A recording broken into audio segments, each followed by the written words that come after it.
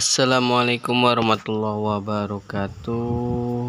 Berjumpa lagi bersama kami pembudidaya lele Azhari.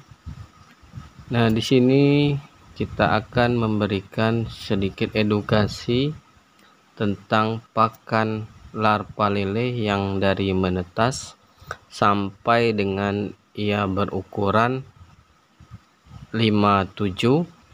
Nah, di sini kita akan menjelaskan sedikit bahwa larva lele itu untuk pakan awalnya itu bisa menggunakan kutu air ataupun kuning telur.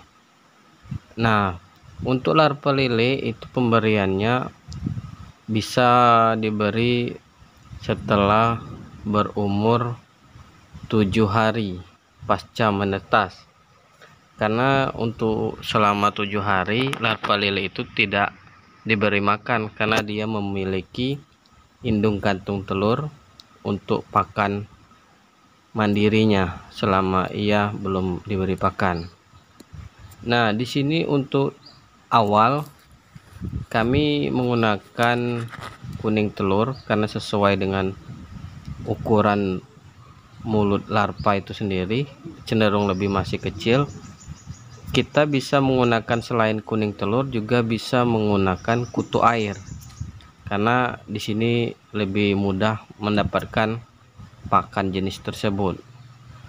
Nah, selanjutnya untuk fase perkembangan larva lelenya udah sekitar berumur 2 minggu ke atas setelah pemberian pakan.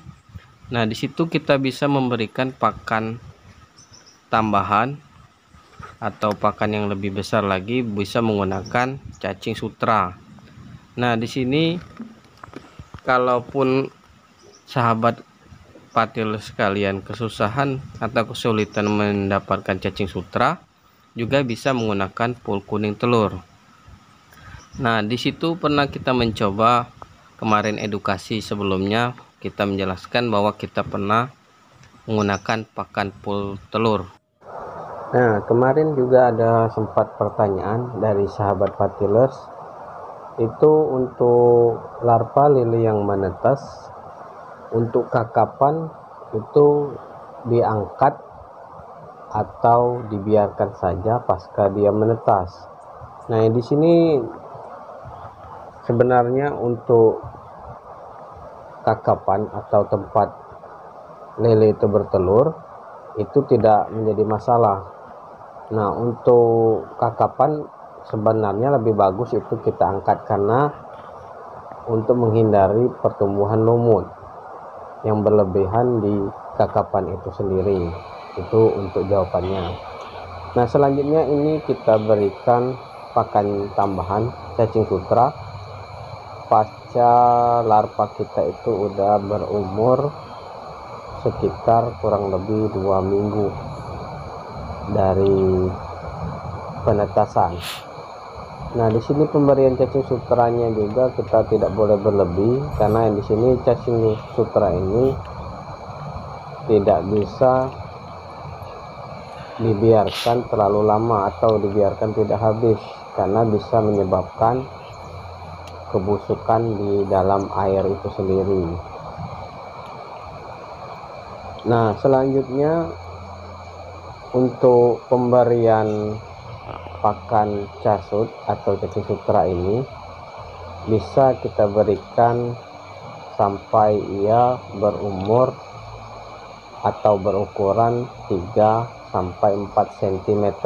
Selanjutnya kita lepas pakan cacing sutra itu sudah bisa menggunakan pakan yang lebih hemat, yaitu menggunakan pelet PF 500 sampai dengan pelet PF 1000. Nah, itulah susunan komponen pakan larva lele dari pertama dia menetas sampai dengan pemberian pakannya berumur kurang lebih 1,5 bulan untuk siap dijual atau kita pasarkan sampai dengan berukuran 3, 4, 5, dan 7.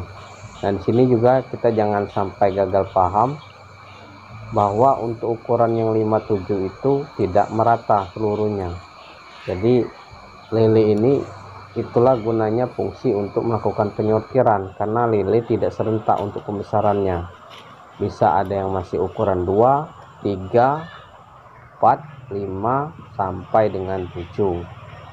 Nah, di sini kita harus paham secara detail untuk pembersihan airnya, kualitas air, dan pemberian pakannya juga itu tidak boleh terlalu berlebihan. Karena kenapa? Kalau berlebihan itu bisa menyebabkan lele itu kembung atau bisa dikatakan banyak amoniak di dalam perutnya itu. Dan juga di dasar permukaan air itu kalau pakannya tidak habis itu bisa menyebabkan amoniak di dalam air. Nah, untuk pengurasan itu pasca penetasan 7 hari itu udah bisa kita kuras airnya 7 hari 1 kali cukup, dengan syarat tidak menghabiskan air lamanya, karena untuk menghindari tingkat kesetresan larva itu sendiri. Itu untuk pengurasannya. Selanjutnya untuk tahapan pembesaran atau penyortiran itu harus kita siapkan kolam yang lebih besar, karena untuk penyortiran itu akan beragam ukuran larva lelenya, mulai dari ukuran 23, 45 sampai dengan 57. Di situ harus kita pisahkan. Karena kenapa? Kita pernah melihat walaupun ukuran 57 itu sudah bisa kanibal, itu sudah bisa kanibal dengan ukuran yang lebih kecilnya. Nah, mungkin itulah salah satu trik atau tips dari kami tentang pemberian pakan larva lele yang dari menetas sampai dengan dia sudah bisa kita siap panen ataupun kita besarkan kembali.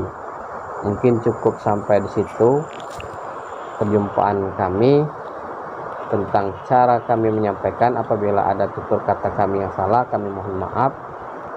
Sekiranya ada teman yang masih kurang paham dengan penjelasan kami, boleh diklik di kolom komentar kami dengan syarat tidak beradu argumen dengan teman-teman yang lainnya. Nah, mungkin sekian sampai sini kami akhiri. Wassalamualaikum warahmatullahi wabarakatuh. Jaya terus budidaya lele senusantara.